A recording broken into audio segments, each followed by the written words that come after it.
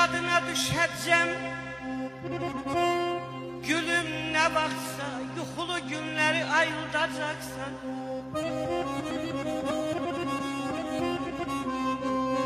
Bir nurlu gecədə, şehri axşamda sən mənim yanıma qayıdacaqsan.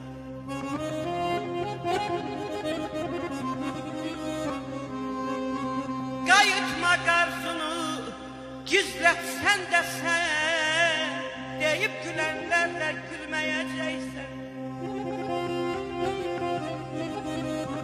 Üzəcək qəlbini xəyallar gülürsən, mənsiz yaşaya bilməyəcəksən.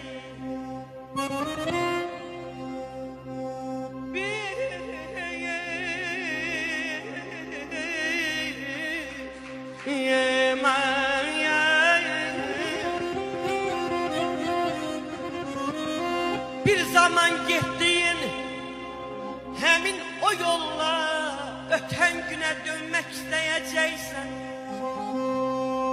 Bölünməz dərdləri, lal gecələri sən mənimlə bölmək istəyəcəksən. Ayrılık nədir ki? Ayrılık nədir ki? Gözlərdə pərdə, öyünmə, dözməzsən sən belə dərdə.